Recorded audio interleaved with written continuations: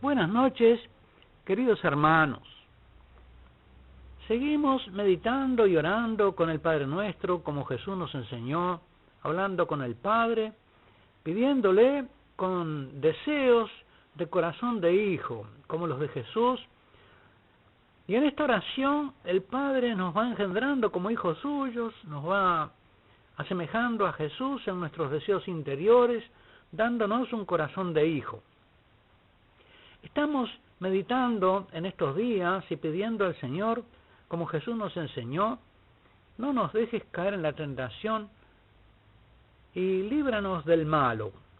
Y decíamos que estas dos peticiones son una sola, porque nos indican que aquí se trata de una tentación muy especial, no de las tentaciones en general, sino de una tentación muy especial que es la que específicamente el malo busca sobre todo conseguir, que dejemos de ser hijos de Dios.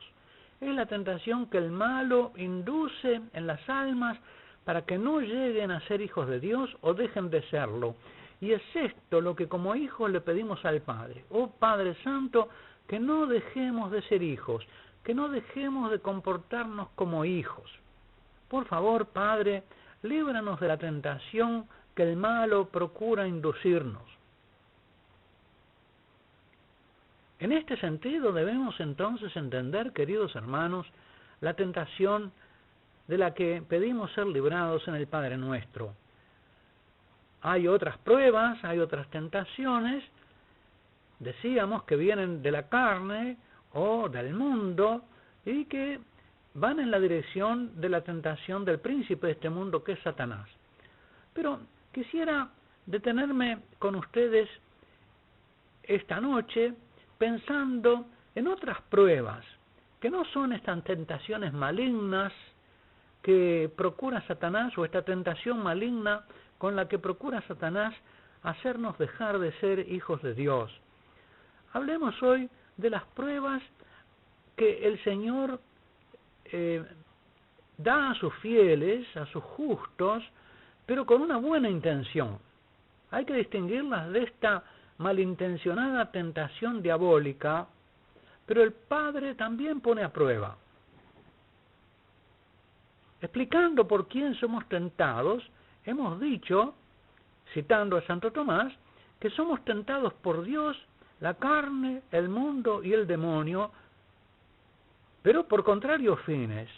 Por Dios, para aquilatar nuestra justicia, en cambio, por el demonio, la carne y el mundo, para que dejemos de ser hijos de Dios. Esto es importante que nos detengamos a elucidarlo y a explicarlo, porque parecería que esto no fuese así. Porque la carta de Santiago, en el capítulo 1, versículo 13, dice expresamente: Dios ni es tentado por el mal, ni tienta a nadie. ¿Cómo es esto entonces, Padre, que dice Santo Tomás que Dios puede tentar y acá Santiago dice que no? ¿Cómo es esto? Las afirmaciones de la Sagrada Escritura y de los santos tenemos que comprenderla a la luz del contexto de toda la Sagrada Escritura. Y quisiera detenerme esta noche a mostrar la diferencia que hay entre la tentación que induce Satanás y las pruebas a que el Señor somete a los justos. Dios nos prueba, esto es verdad.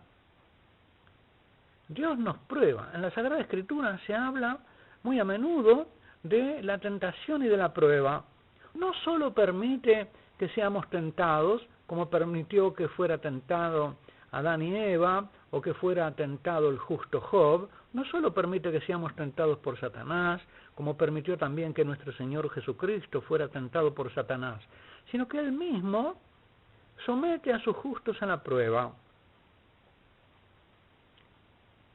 Dice el libro del Eclesiástico: si quieres servir a Dios, prepara tu corazón para la prueba, porque el Señor prueba a sus fieles en el crisol. Leo en el libro del Eclesiástico, en el capítulo 2, versículo 1 y siguientes, las palabras de la Sagrada Escritura. Hijo, si te llegas a servir al Señor, Prepara tu alma para la prueba. Endereza tu corazón. Mantente firme y no te apures en la hora de la adversidad. Adhiérete a Él, no te separes. Todo lo que te sobrevenga, acéptalo. Y en los reveses de tu humillación, sé paciente, porque en el fuego se purifica el oro, y los adeptos de Dios en el horno de la humillación. Ya vemos, queridos hermanos, cómo la Sagrada Escritura nos dice que el Señor somete a sus fieles a la prueba. Y es lo mismo que dice el justo Job en el libro de Job, capítulo 23, versículo 10. Dice Job: Él, es decir, Dios, conoce todos mis pasos. Y probado en el crisol, saldré como oro puro. Mi pie se ha adherido a su camino y he guardado su camino sin desvíos. En el capítulo 22 del libro del Génesis, versículo 1 y siguientes, leemos el relato de la prueba a la cual el Señor sometió a Abraham. Dice la Escritura: después de estas cosas sucedió que Dios tentó a Abraham y le dijo: Abraham, Abraham. Él respondió: heme aquí.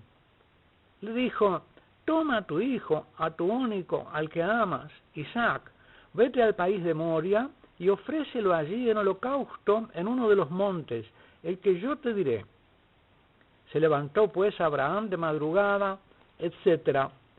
Y después de esta prueba a que es sometido Abraham, y Dios examina su disposición para sacrificar a su hijo querido por orden de él, el ángel le dice: no alargues tu mano contra el niño ni le hagas nada, que ahora ya sé que tú eres temeroso de Dios, ya que no me has negado tu hijo, tu único.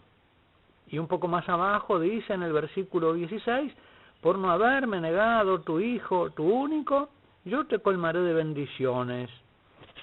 Es decir, el Señor sometió a prueba, examinó la fidelidad y la obediencia del patriarca Abraham y lo encontró justo, lo encontró obediente, lo encontró reconocedor de la soberanía del Señor, y que el Señor podía, si le había dado un hijo, también quitárselo. Que Isaac, su hijo, le pertenecía al Señor y el Señor se lo podía pedir. En este reconocimiento del señorío de Dios, el Señor encuentra a Abraham como justo. Es justificado por su fe. El Señor puso también a prueba a su pueblo. La Sagrada Escritura, en el libro de los Jueces, capítulo 2, versículo 22 y siguientes: se encendió la ira del Señor contra Israel y dijo: ya que este pueblo ha quebrantado la alianza que prescribí a sus padres y no ha escuchado mi voz, tampoco yo arrojaré el adelante de su presencia a ninguno de los pueblos que dejó Josué cuando murió. Esto, dice la Sagrada Escritura, era para probar con ellos a los hijos de Israel. Es decir, para probar con la presencia de los pueblos enemigos a los hijos de Israel. Y sigue la Escritura diciendo: era para probar con ellos a Israel por si seguían o no los caminos del Señor como los había seguido sus padres. Así pues, el Señor dejó en paz a esos pueblos en vez de expulsarlos enseguida y no los puso en manos de Josué. Estos son los pueblos que el Señor dejó subsistir para probar con ellos a Israel. Vemos, queridos hermanos, entonces cómo el Señor, con la presencia de esos pueblos enemigos, ponía a prueba la fidelidad de su pueblo para que no se apartara de la alianza y para animarlos a ser fieles en medio de las pruebas, en medio de las tribulaciones. También en el libro de Judith leemos en la oración de Judith cómo esta santa mujer reconoce que las cosas que le han pasado a al pueblo de Israel, empezando por los patriarcas y a lo largo de toda su historia, han sido pruebas a las que el Señor permitió que se sometieran, pero para su bien. Leemos en el libro de Judith, capítulo 8, versículo 25 y siguientes. Dice Judith: por todos estos motivos debemos dar gracias al Señor nuestro Dios, que ha querido probarnos como a nuestros padres. Recordad lo que hizo con Abraham, las pruebas por las que hizo pasar a Isaac, lo que aconteció a Jacob en Mesopotamia de Siria, cuando pastoreaba el rebaño de Labán, el hermano de su padre, cómo los puso a ellos en el crisol para sondear sus corazones. Así el Señor nos hiere a nosotros, los que nos acercamos a Él, no para castigarnos, sino para amonestarnos. Notemos, queridos hermanos, entonces la enseñanza que se desprende del libro de Judith, de esta sabiduría con que Judith interpreta las pruebas a que fueron sometidos desde Abraham, Isaac y Jacob, los patriarcas, y que sigue siendo sometido el pueblo de los justos, para que se adhieran cada vez más al Señor en medio de las pruebas, para que no dejen que las pruebas de este mundo, como le pasó a Esaú, le hagan menospreciar los bienes espirituales. Precisamente la justicia se adhiere a Dios en medio de las dificultades, como Jesús en el huerto se adhiere a la voluntad de su Padre en medio de la angustia de la muerte que se aproxima. Por lo tanto, el Señor prueba a los justos, los prueba para su bien, y los prueba para que aquilaten su justicia. ¿No es así la tentación que viene del enemigo, la tentación del demonio?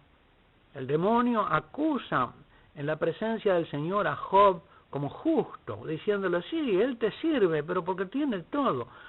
Déjame que yo lo toque en sus bienes, déjame que yo lo toque en su salud, y vas a ver cómo te maldice y se aparta de ti. Y el Señor le da permiso a Satanás para que ponga a prueba la justicia de Job, sabiendo que esa prueba va a redundar en un aquilatamiento de su justicia, que Job precisamente se va a mostrar justo en la dureza de las pruebas.